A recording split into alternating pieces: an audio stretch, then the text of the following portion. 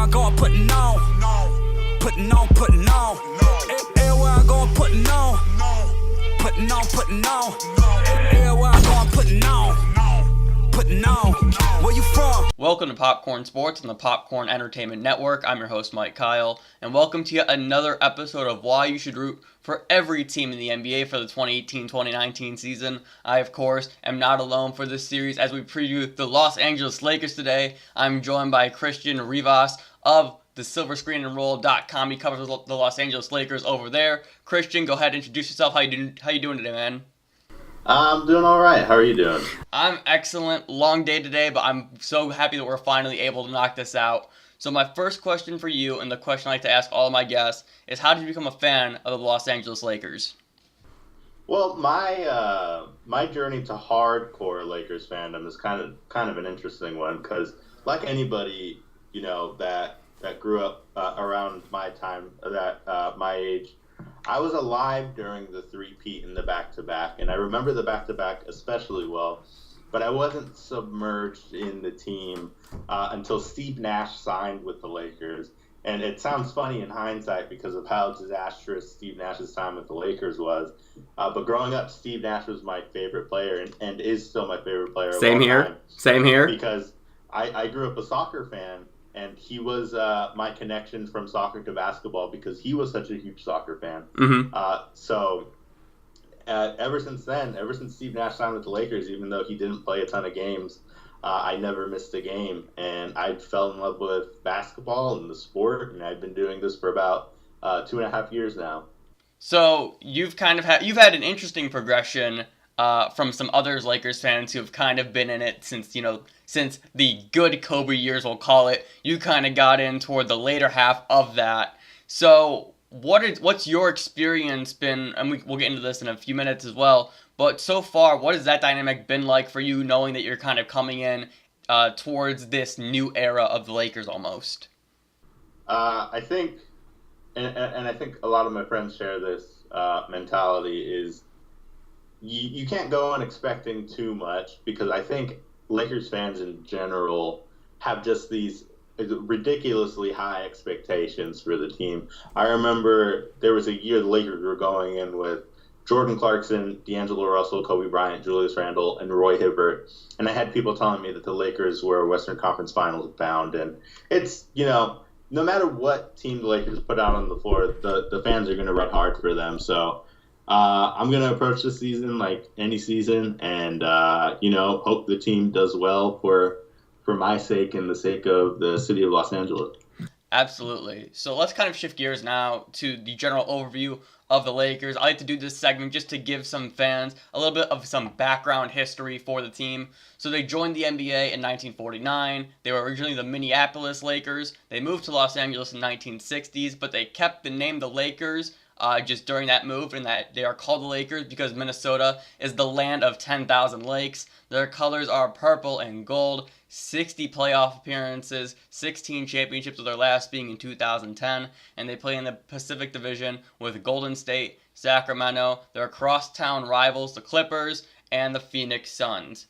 So I want to dive into last season, mainly because last season was a bit weird, a little bit fluky, a lot of things happened, so let's just kind of recap that right now. But before we do that, I just want to give some background information to that as well. They went 35-47. They missed the playoffs in the Western Conference that I just mentioned. It was a very interesting year. Lonzo Ball, when he was in, he played well. He looked good. However, he missed a number of games due to injuries. Kyle Kuzma rose to the top of the NBA scene, and there were just a lot of interesting pieces on last year's Lakers roster.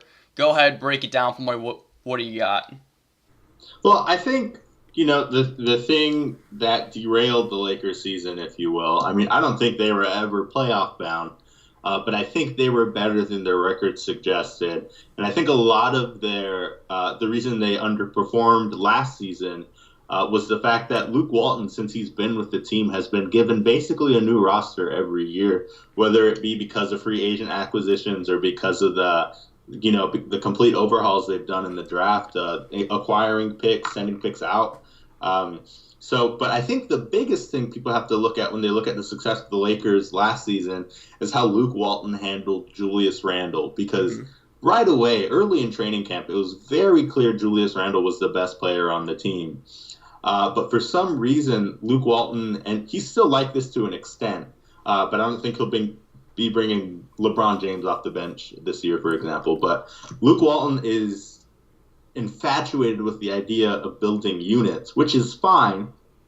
But at the end of the day, you want to have your best player on the floor at all times. So when the Lakers had Julius Randle on the floor with them, they were playing like a sub 500 team, like a 45, 46 win, or, around 42 wins, right? Almost a 500 win team.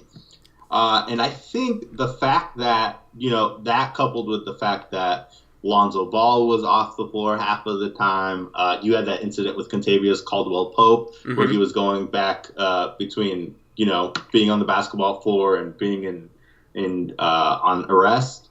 It was a really, really interesting season.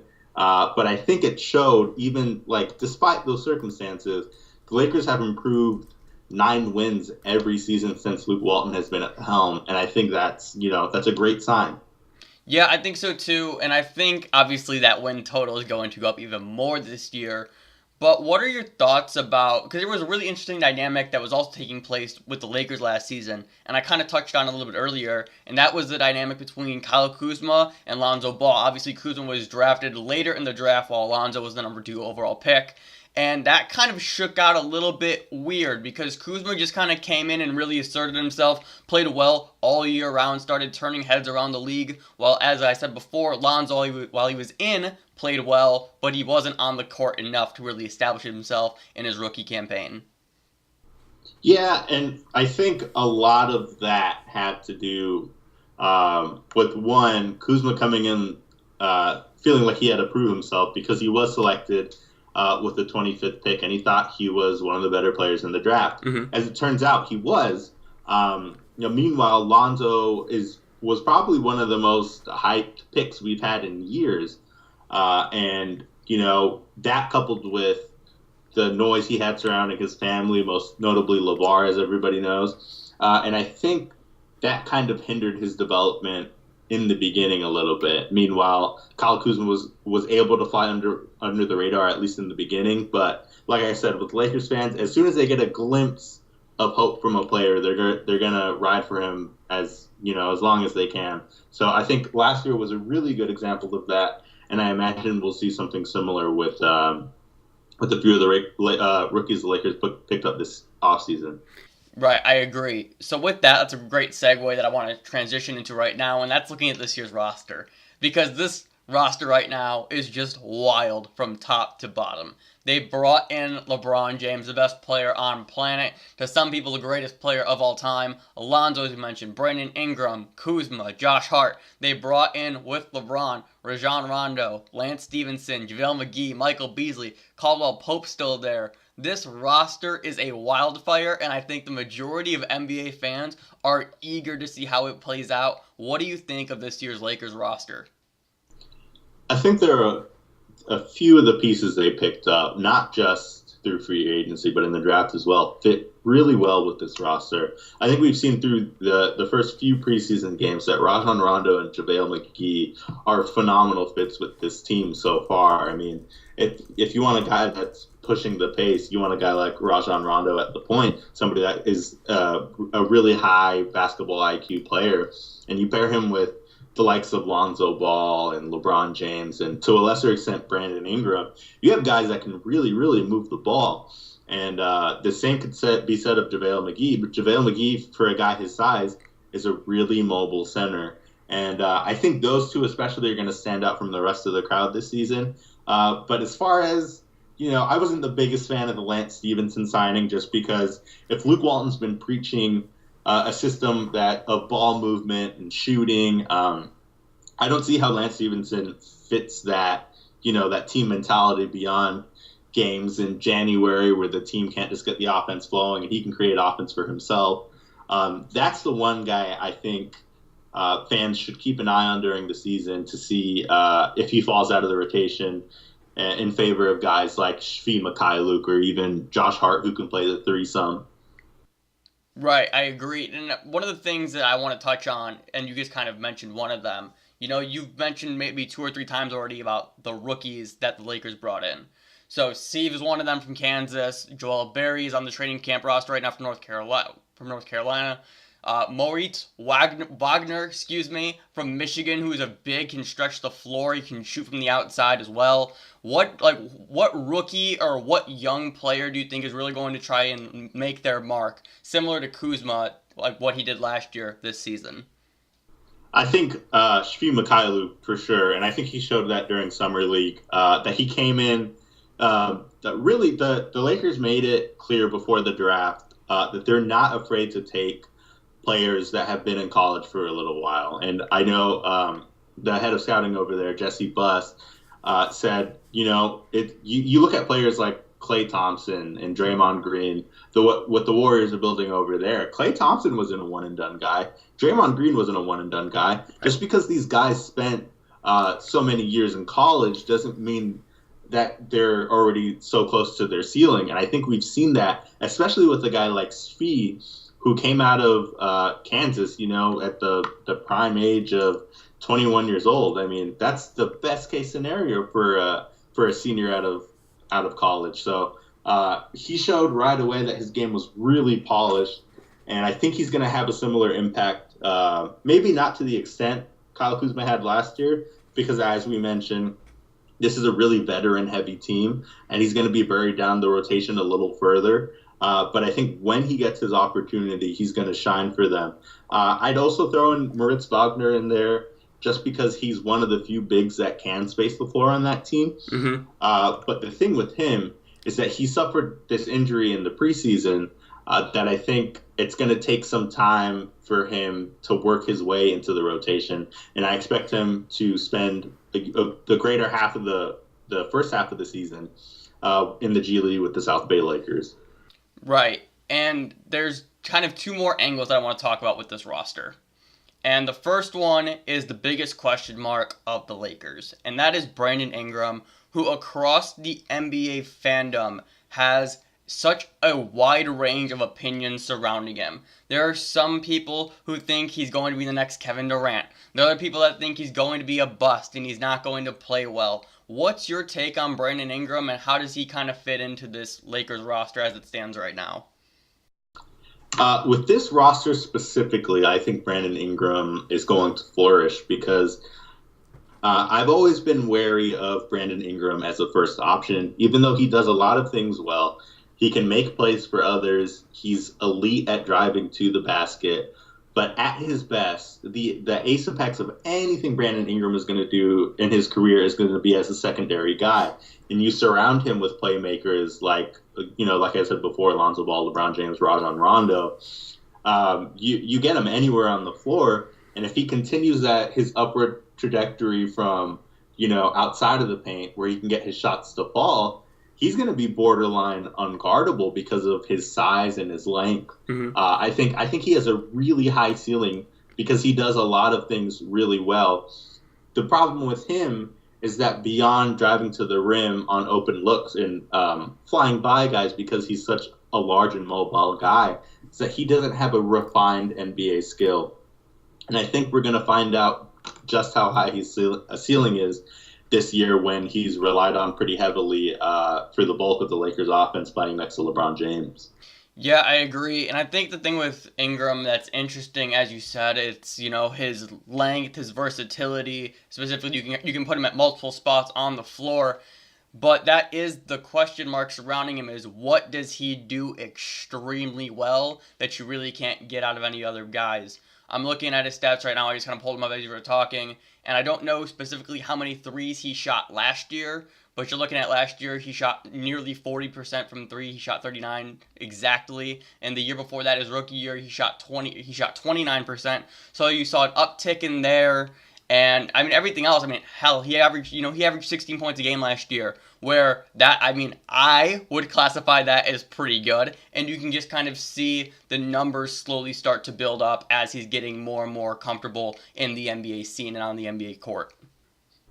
Yeah, and when you look at Brandon Ingram's stats from last year, particularly his shooting stats, you have to remember that during his first offseason as an NBA player, the one thing the Lakers and he himself wanted to work on was his shooting form, because he was really bothered in his rookie season with the Lakers that his shot wasn't falling, because his entire career he's been a lights out 3-point shooter.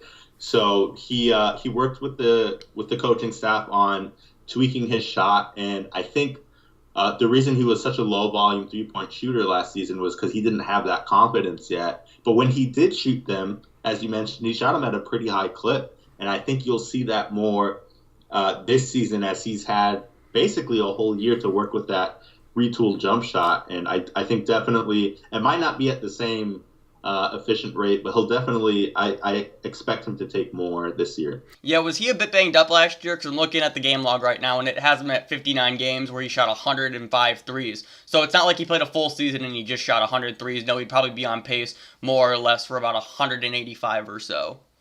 Yeah, that's correct. He did have a few issues with his, what was it, his groin last year? Yeah, it was, but again, I think it has more to do with the fact that he just wasn't comfortable shooting the ball yet, and I think we'll see that this season. I would hope we're able to see it this season, because he's going to get some open looks with LeBron James on the floor with him, and that's obviously the guy that we have to wrap this segment up with. LeBron obviously does so many different things. I haven't told you this yet, but I've told some other people who have been on the show, so they've heard it. I am from Cleveland, so you did take my baby from me. But so LeBron goes to the Lakers. Just what goes through your head when you? Because that's the thing. It was the worst kept secret in the NBA, but still, it's one of those things where you don't believe it till it actually happens. Absolutely, and I think the thing that surprised most people out here was the fact that he came alone, and not only did he come alone, but he came alone and signed a 4-year deal with the team. And he was the first one to do it. Let's not forget that. Like, there were the superstars on the market, and he was like, "Nope, I'm going here first." Exactly. Yeah, and he could have forced the front office's hand, like he's been, allegedly notorious for doing throughout his career, saying, "I want Kawhi Leonard," or "I want Damian Lillard on this team. Make it happen." But you can argue why that is. You can argue that he's complacent in being in Los Angeles and making movies, so he doesn't care what happens with the roster because he's getting paid regardless.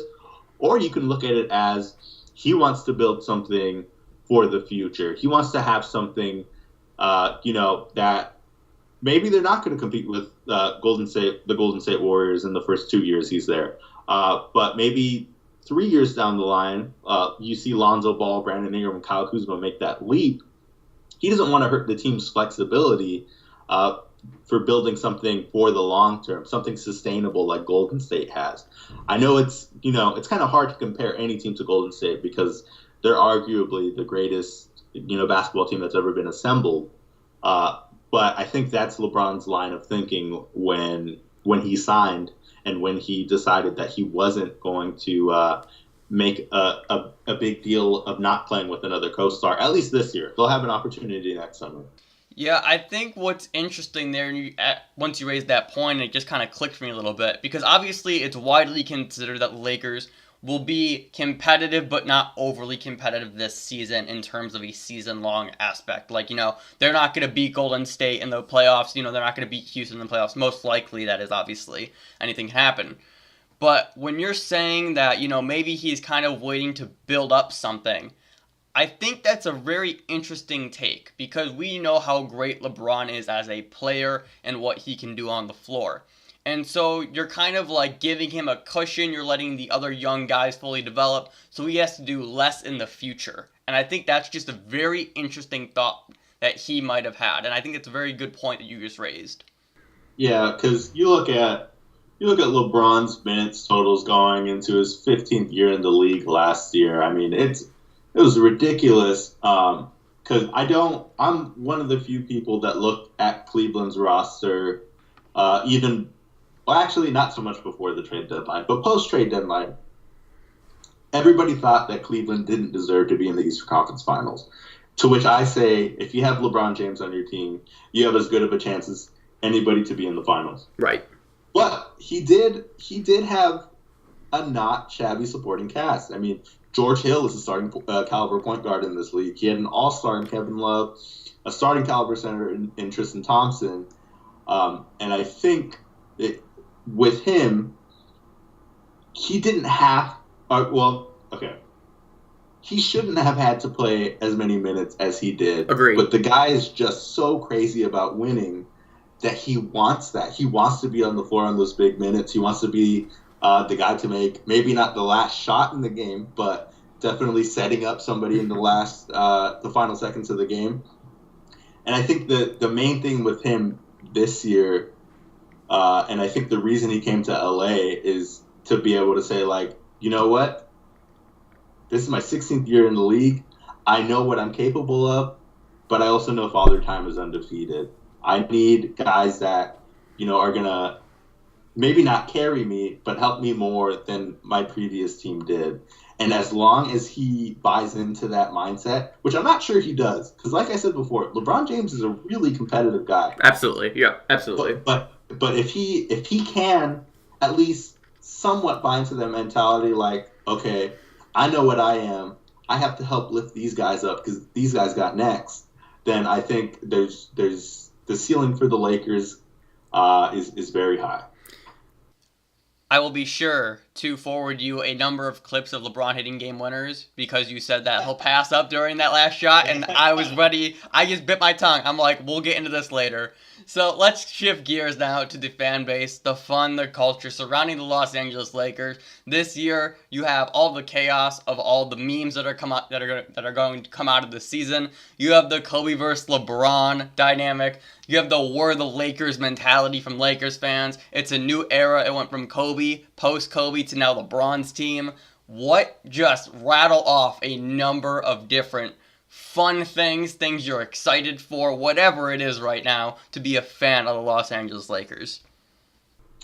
I don't think there's ever a bad time to be a fan of the Lakers, truthfully. Good point. Just because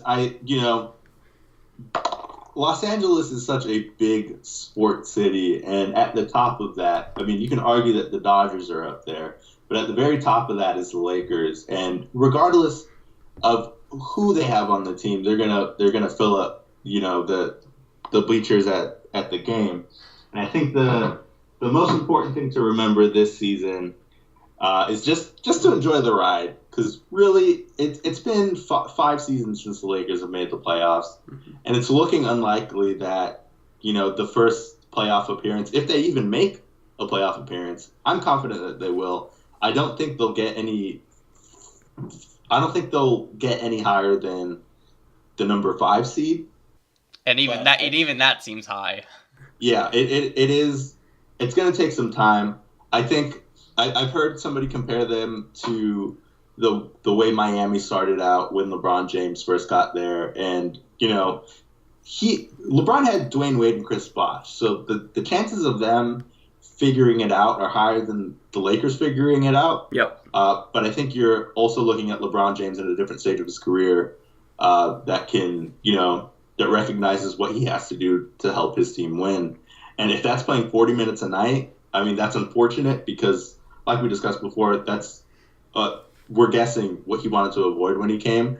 But I would not bet against LeBron James making the playoffs. So me as a Lakers fan, if I'm going to look forward to anything this season, it's going to be maybe not the playoffs, but the opportunity to compete for a playoff spot, because it's been a while since there's been games in March where fans are watching Lakers games and they mean something. So I think that's going to be really fun to watch this season, and I look forward to watching it all unravel, even if it all ends in flames. Yeah, I think so too. I think there is a very, very small chance of that happening. I think when I mapped out my playoff projections, at least to start, obviously these are not final yet.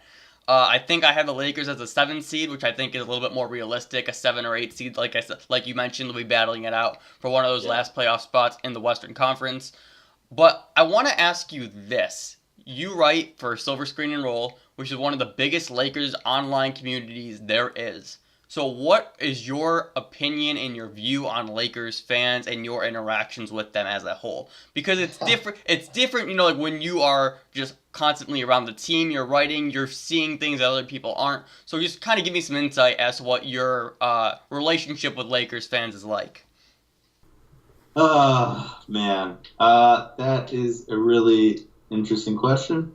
Because half are reasonable and half are chaotic. Yeah, I know. Yeah, absolutely. I think, and you can say that with Almost any team, but Yeah. the thing with the Lakers is the Lakers fans are so wide and so vast. They spread out across the country and around the world, where there's just so many of them. And obviously, when you're in Los Angeles, that Hollywood effect definitely comes into play as well.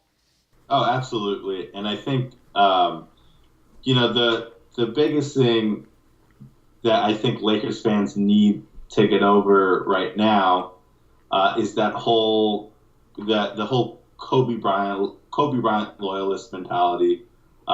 Because for a while, the NBA needed a villain, and especially Lakers fans needed a villain to Kobe Bryant. And because LeBron James was so dominant at the time, Kobe Bryant was also dominant. He became that, kind of that scapegoat to say, well, Kobe Bryant's better than LeBron James because he has more rings than him, a better record in the finals.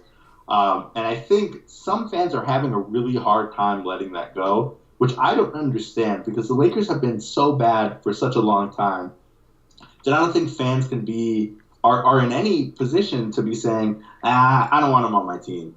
Like, you're talking about the greatest player arguably alive right now, and you don't want him on your team because of a rivalry that had its peak maybe 10 years ago. It's a little silly to me, but, Lakers fans are passionate, for lack of a better word, and I think they'll come around. Yeah, I think so too. And that's a very interesting point that, this rivalry was 10 years ago. But can we be honest for a second? And I've seen this being tossed around by some other people as well. Was it even really a rivalry? Because it's not like they met up in the finals, which is something I feel like we as basketball fans were robbed of. Yeah. Or, Exactly. it's not like obviously there were some great head-to-head battles, but it's like they only played each other twice a year anyway, being in opposite conferences. So there was never really room for a true, full-fleshed rivalry to develop. You know what I mean? Yeah, and that was definitely something that I think I speak for all Lakers fans that we were hoping for, is that they meet in the playoffs sometime, but they didn't. But it was definitely a widely perceived head to head because of how dominant they were at their peaks. I mean, at the time, you had people comparing Kobe Bryant to Michael Jordan, who a lot of people consider the greatest of all time. Now with, not even the fact that he's retired, even in his later years, whether or not he deserved the crown prior to then, I think people were just starting to come to terms with, yes, LeBron James is the greatest player alive because Kobe Bryant's aging out. And I don't know if we'll have something like that with LeBron James happen anytime soon, just because he's been so dominant for so long. You don't see an end to it. But I definitely agree. The rivalry was played up a little more than it actually was. But I think Lakers fans ate it up, and they're still having a hard time getting over it. Right. And one of the things I'm kind of hearing from you right now, and I feel like you're torn, but you're kind of there that LeBron is the best of all time. Is that fair? Yeah. Or are you completely sold? Oh, no, absolutely. I think, comparing Michael Jordan and LeBron James, kind of apples and oranges. But I think when you look at just how dominant LeBron James has been for how long, I mean, it was almost immediately when he came into the league, if not immediately. Right. He's been an absolute superstar. Not just. He's not. You can't pinpoint LeBron James into one thing. He is an all-around basketball player. Exactly. And everything he does great. You can point to possessions, maybe even halves where LeBron James is, not playing like the greatest basketball player of all time. He's he has a hole in his game for that half of the game. But LeBron James, when he's locked in, there is no better basketball player on the court than him. And I don't think there will be for a little while. I completely agree, and I feel like going to that point, you're looking at the micro versus the macro. The macro, like you said, he does everything well, and it's nearly impossible at this point to pinpoint a single flaw. Where now you just get to the point where people are pinpointing minutes and different possessions and things like that to try and diminish him. So I am completely on board with you. I think he is the best of all time, and I have no problem saying that. I actually started saying that when he was in Miami, so I beat everybody else to the punch. Yeah. And with this, we can wrap this up right now. You have 30 seconds to pitch anybody why they should be a fan of the Los Angeles Lakers this season. The floor is yours. LeBron James plays for the Los Angeles Lakers. I'm sold. And LeBron James is very good at basketball. I'm sold. Yeah, that's it for me. That's the pitch I got. If that doesn't have you on board, then I'm sorry. You can go watch the Clippers win 32 games. That is phenomenal, and I was literally just thinking that as well. So, Christian, thank you so much for joining me today. This has been Mike Kyle and Christian Rivas. You can follow him on Twitter at @RadRivas. That is RadRivas. He covers the Los Angeles Lakers for SilverScreenAndRoll.com. Be sure to read his work this season. And Christian, thank you so much for taking the time, man. Yeah, thank you so much. Awesome. Hey, and if you guys enjoyed this video, be sure to leave a like and subscribe down below. We're covering this for every team in the NBA this season. So, hey, we'll catch you next time.